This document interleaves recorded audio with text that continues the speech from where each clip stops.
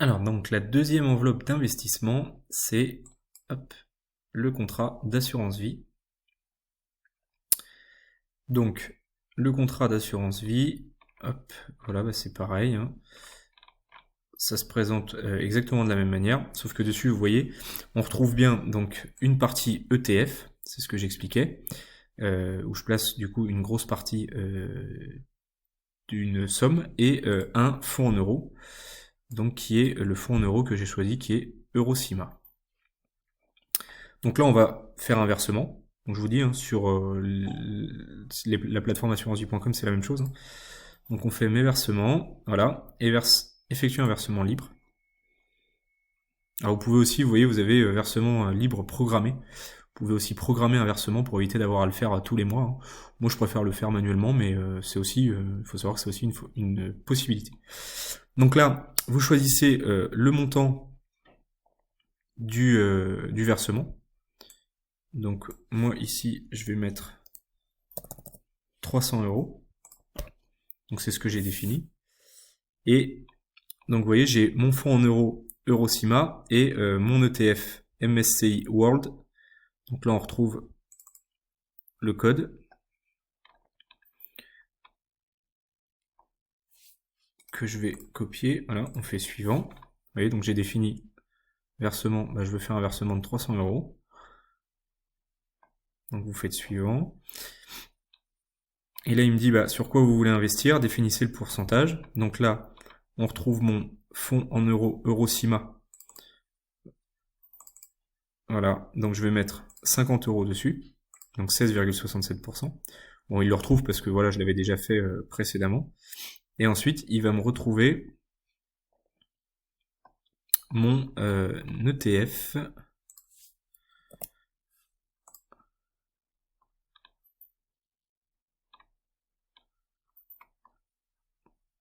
Hop. Voilà, qui est ici. Et là, il retrouve bien mes 250 euros. Voilà. Vous faites valider la sélection. Donc là, ça mouline un peu. Voilà. Et donc là, vous voyez le placement que j'ai. Donc on retrouve bien mon Lixor MSCI World ETF distribuant à 83,33%, donc soit 250 euros sur les 300 euros que j'ai placés. Et le fonds en euros Eurocima, donc sur le fonds en euros, j'ai mis 50 euros en obligation. Donc là, je fais suivant.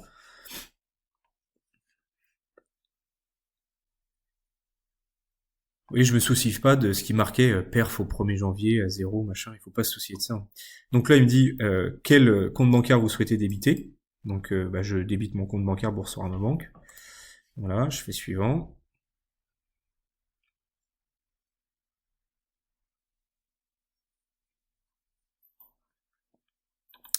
Alors, vous devez, dans ce type d'investissement sur un contrat assurance vie, vous devez toujours spécifier l'origine de la somme. Donc là, bah, moi, il me dit, bah voilà, votre somme, elle s'élève à 300 euros. D'où est-ce que proviennent les fonds? Bah, les 300 euros proviennent d'épargne, mais ça pourrait être de vos revenus, ça pourrait être un héritage, une donation. Vous voyez, il y a plein de différentes classes.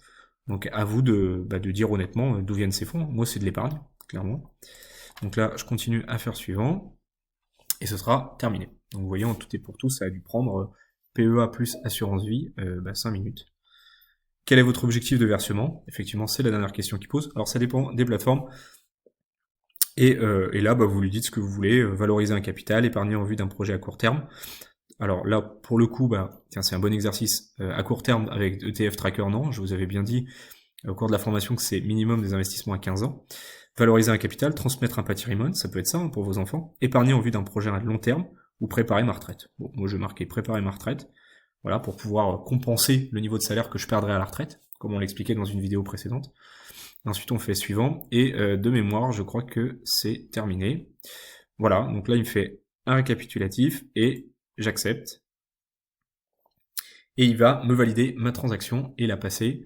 Et alors là, vous avez vu, il n'y a pas de notion de marché, ouverture de marché, fermeture de marché. L'assurance vie, c'est vraiment voilà, lui qui gère tout. C'est vous qui la pilotez, hein, mais c'est vraiment lui qui gère tout, au sens où il n'y a pas à attendre que le marché soit ouvert, fermé et autres, il fera tout seul en fonction d'eux. Donc là, versement enregistré avec succès, voilà, et donc on a terminé. Donc, si je reprends les différentes étapes, donc je vous invite à ouvrir des enveloppes d'investissement, donc assurance vie, AV là, et un PEA, sur les plateformes que j'évoquais dans les vidéos précédentes. Trouver un bon fonds en euros et un bon ETF, pour ça je vais vous aider au chapitre juste après où je vais vous expliquer moi les portefeuilles que j'utilise, mais encore une fois vous pouvez aller sur Google, vous pouvez regarder sur Google, il y a plein de bons fonds en euros qui existent et de bons ETF qui existent, hein. Encore une fois vous faites ce que vous voulez, moi je vais vous faire qu'une proposition qui vaut ce qu'elle vaut, moi c'est celle que j'utilise, mais encore une fois vous êtes libre d'utiliser l'ETF que vous voulez, le fonds en euros que vous voulez, hein. C'est pas parce que moi j'utilise ça que ça va surperformer, hein, bien au contraire, j'en sais rien. Donc je vous invite vraiment à faire vos propres recherches et à mettre dedans à choisir vos propres fonds en euros et à choisir vos propres ETF, hein. Ensuite, point numéro 3, comment acheter et vendre? Bah voilà, petit rappel, donc moi ce que je vous conseille c'est de passer un ordre quand le marché est ouvert. En général, c'est souvent on dit souvent pour avoir les meilleurs fuseaux horaires possibles, le maximum de fuseaux horaires possibles, il vaut mieux passer un ordre au marché ouvert vers 16h. Voilà. Quand vous êtes sur des ETF MSCI World, donc monde émergent, emerging et France, le mieux c'est quand même pour avoir le maximum de fuseaux horaires, c'est de passer un ordre vers 16h du lundi au vendredi quand les marchés sont ouverts. Toujours acheter au cours limite, voilà, même si dans la démonstration je l'ai pas fait, j'ai acheté au marché, je vous ai expliqué pourquoi, mais il est quand même fortement conseillé d'acheter au cours limite pour ne pas dépendre de la volatilité du marché et avoir une mauvaise surprise.